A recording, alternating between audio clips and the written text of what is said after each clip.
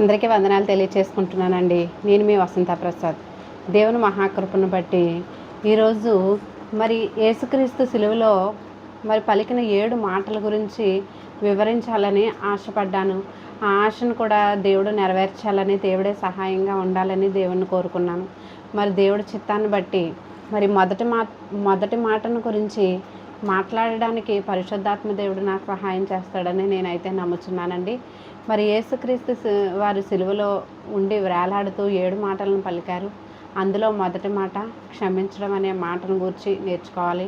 తండ్రి, వీరు ఏమి చేయుచున్నారో వీరు ఎరుగురు గనక వీరిని క్షమించు అని చెప్పేసి మరి మన గురించి క్షమించమని తండ్రికి ప్రార్థన చేస్తున్నారు యేసుప్రభు. మరి తండ్రి, వీరు ఏమి చేయుచున్నారో వీరు ఎరగరు గనుక వీరిని క్షమించమని చెప్పేసి లోకాసు వార్త 23:34 అధ్యాయం 23వ అధ్యాయం 34వ వచనంలో యేసు పలికిన మాటను గురించి ఇక్కడ ఏంటంటే మనకి దేవుడు మనల్ని ఎంతగా క్షమించాడో, ఎందుకంటే ఆయనని క్షమించాడు అని అంటే కనుక ఒక క్షమాపణ అనేది ఎప్పుడు కోరుకుంటామండి? ఎవరైనా ఒక మనిషిని, ఎదుటి మనిషిని క్షమించమని ఎప్పుడు కోరుకుంటామంటే, నేను చాలా తప్పు చేశాను, ఆ తప్పు నేను తెలుసుకున్నాను, నువ్వు నన్ను అని చెప్పేసి. కానీ యేసుక్రీస్తు వారు ఇక్కడ ఏం తప్పు చేశారండి? మరి తండ్రిని క్షమాపణ కోరుకోవడానికి. అలా ఏంటంటే వీరు ఏం చేయుచున్నారో వీరు ఎరగరు కనుక వీళ్ళని క్షమించమని మన తరపున మరి తండ్రికి ప్రార్థన చేస్తున్నారు. వీళ్ళకి ఏం చేస్తున్నారో వీళ్ళకి తెలీదు, వీళ్ళకి తెలియక చేస్తున్నారు. నువ్వు వాళ్ళని క్షమించు అని చెప్పేసి తండ్రిని కోరుకుంటున్నారు. ఒకవేళ ఏంటంటే ఎవరో క్షమించడానికి వాళ్ళని క్షమించమన్నారు, అక్కడ రోమీయులది క్షమించమని కాదు, మన పాపాలను క్షమించమని. అందులో మనము ఉన్నాము.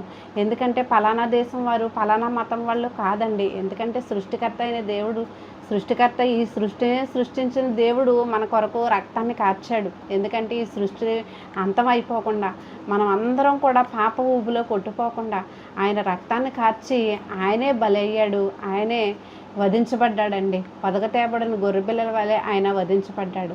అలా ఏంటంటే ఎవరిని క్షమించమంటున్నారు అని అంటే కనుక చాలామంది ఏమిటంటే అతడు నన్ను ఎంతో, ఈ రోజుల్లో చెప్పాలంటే కనుక వాళ్ళు నన్ను కొట్టారు, వాళ్ళు నిన్ను తిట్టారు, లేకపోతే నా సరిహద్దుల్లో వాళ్ళకే మాకే ఇంత వివాదం జరిగింది, వాళ్ళని ఎలాగన్నా శిక్షించాలి అని చెప్పేసి కోర్టుకు వెళ్ళే వాళ్ళు కూడా ఉన్నారు. కానీ దేవుడు ఏంటంటే తనని ఈ లోకం ఎంతగా శిక్షించిందంటే, మరి యెషయా గ్రంథం 50వ అధ్యాయం 6వ వచనంలో దున్నేవారికి తన వీపును అప్పగించిందంట, ఉమ్ము వేసేవారికి తన మోమును అప్పగించిందంట, చెంపలు పెరికివేయే వారికి, వెంట్రుకలు పెరికివేయే వారికి తన చెంపను అప్పగించిందంట. అంతగా ఏంటంటే యెషయా ప్రవక్త రాసినట్లుగా మరి దేవుడు అంతగా తనని మనకందరి మరి ఆయన బాధ పెట్టే వారందరికీ కూడా అప్పగించుకున్నాడంట. అయినా కూడా ఏం చేశాడంటే ఎంతో మౌనంగా ఉండి, తండ్రి, వీరు ఏం చేయుచున్నారో వీరు ఎరుగరు కనుక వీళ్ళని క్షమించమన్నాడు. నిజానికి ఏంటంటే యేసుక్రీస్తు వారు తండ్రి చిత్త ప్రకారం ఈ భూలోకానికి వచ్చారండి.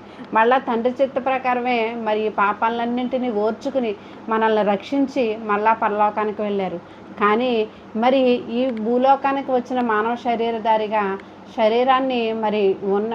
మానవ శరీరాన్ని అవతరించిన యేసుక్రీస్తు వారు ఏంటంటే మనకి ఎటువంటి అపాయం కలగకూడదని తండ్రి వీళ్ళ తెలియకే కదా చేస్తున్నారు.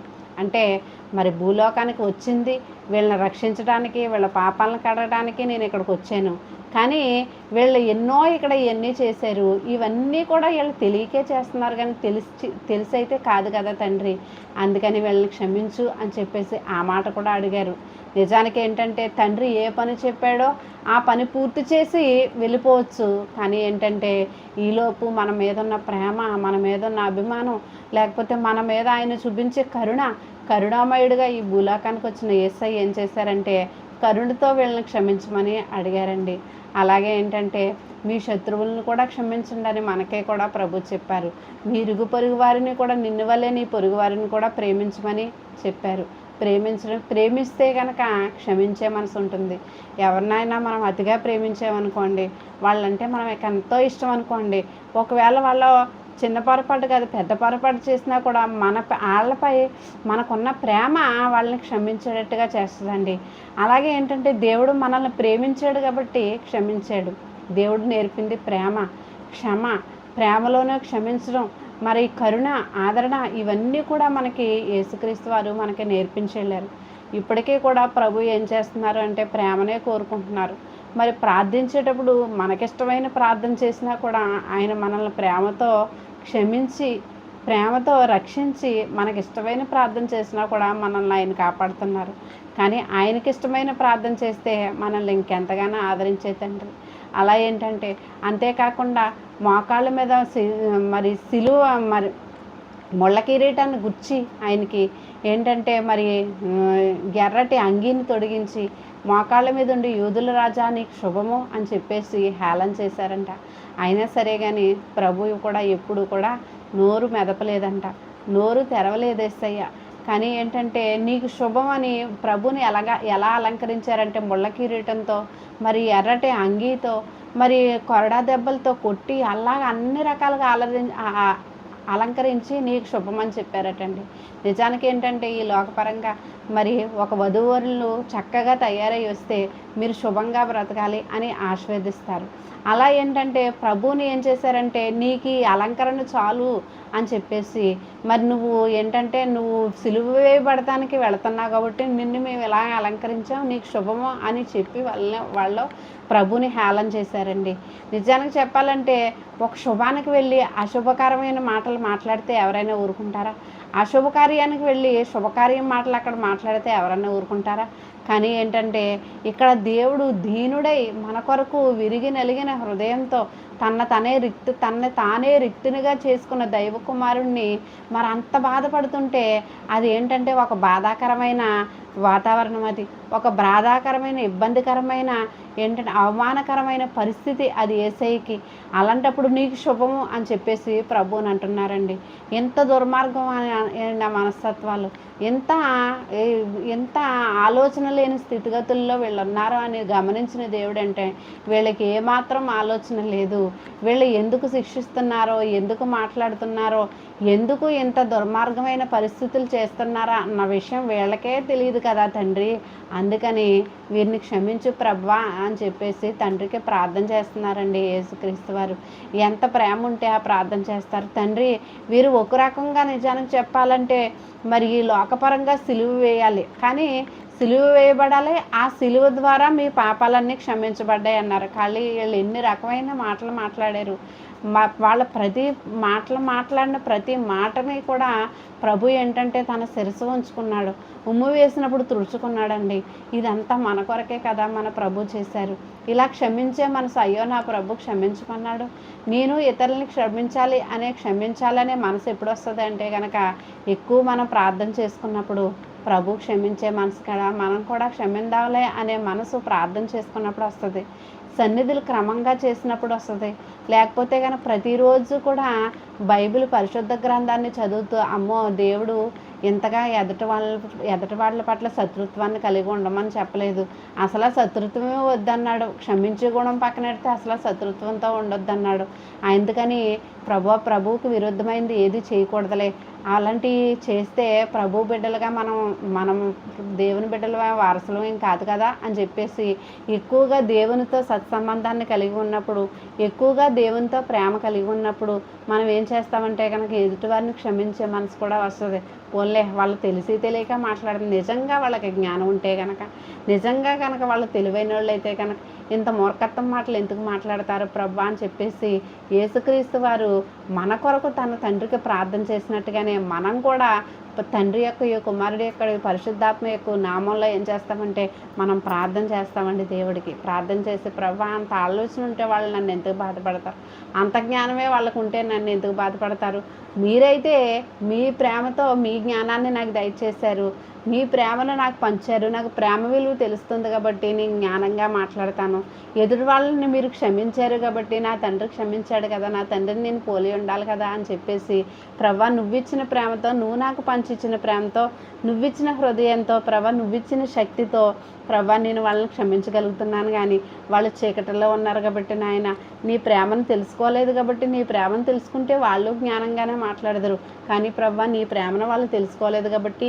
నీ ప్రేమ విలువేంటో నీ కరుణ విలువేంటో వాళ్ళకి అర్థం కాలేదు కాబట్టి ప్రభా వాళ్ళ అజ్ఞానంలో ఉండి మాట్లాడుతున్నారు, ప్రభా వాళ్ళని క్షమించాయా అని ప్రార్థన చేయగల మనసు మనకు కూడా వస్తుంది ఖచ్చితంగా. కానీ ఎప్పుడు అని అంటే కనుక యేసుక్రీస్తు యేసుక్రీస్తుని మనం వెంబడించినప్పుడు, యేసుక్రీస్తు యొక్క ఆజ్ఞలు ఏవైతే ఉన్నాయో అవి చదివి ధ్యానం చేసుకొని పరిశుద్ధాత్మను మనం ప్రేమించినప్పుడు, పరిశుద్ధాత్మని భయభక్తులతో మనం నడిచినప్పుడు ఏమనిపిస్తుంది అంటే పరిశుద్ధాత్మ దేవుడు మనకు కలిగిస్తారు. ఇదిగో నిన్ను నేను క్షమించాను కదా, వాళ్ళని కూడా నువ్వు క్షమించు అని చెప్పేసి ఆత్మదేవుడు మనలో ఉండి మాట్లాడతాడు. అప్పుడు వారిని మనం క్షమించేవారుగా ఉంటాము. దేవుడు చెప్పిన కార్యాన్ని దేవుడి చెప్పిన లేఖనాలను మాటలను మనం నిర్వర్తించేవారుగా ఉంటాం, ఆచరించేవారుగా ఉంటాం. తద్వారా ప్రభువుకి మరింత సంతోషాన్ని చేసేవారుగా ఉంటాం. మరి యేసుక్రీస్తు సిలువలో మరి తండ్రికి ప్రార్థన చేసినప్పుడు మరి నా కుమారుడు ఇంత శోధనలో కూడా ప్రార్థన చేశారు అని చెప్పేసి మరి వాళ్ళని క్షమించకుండా ఉన్నాడా? మరి తిట్టిన వాళ్ళని ప్రభుని కొట్టిన వాళ్ళని ప్రభుని సిలువ వేసిన వాళ్ళని మరి తండ్రి అయిన దేవుడు మరి క్షమించకుండా ఉన్నాడా? క్షమించాడు, తప్పకుండా క్షమించాడు. కాబట్టే మరలా ఈ సృష్టి కొనసాగుతుంది. క్షమించకపోతే ఆ సృష్టి అక్కడతోటే ఆగిపోదును. నువ్వు నేను ఈరోజు మాట్లాడడానికి కూడా ఉండకపోదు. ప్రభు ఏంటంటే మొట్టమొదటిగా తండ్రి వీరేం చేయుచున్నారో వీరు ఎరగరు కనుక వీరిని క్షమించయ్యా ముందు అని చెప్పేసి మరి ఏంటంటే ప్రార్థన చేయగలిగారు. అలాగే ఏంటంటే దేవుణ్ణి పోలిన మనం నిజమైన క్రీస్తు బిడ్డలు ఎప్పుడూ కూడా వాళ్ళని శోధించే వరకు మనల్ని ఎవరైతే శోధిస్తారో వాళ్ళ కొరకు ప్రార్థన చేస్తాం. వాళ్ళ కన్నులు తెరవది ప్రవ్వా అని చెప్పేసి ప్రార్థన చేస్తాం. వాళ్ళని క్షమించు ప్రవ్వా అని చెప్పేసి ప్రార్థన చేస్తాం.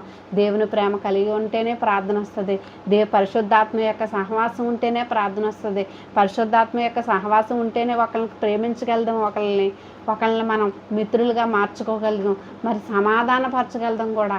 అలా ఏంటంటే మరి దేవుడు మనలకి ప్రేమ చెప్పాడు, క్షమ చెప్పాడు, అతను ఎంతగా ఓర్చుకున్నాడో చెప్పాడు.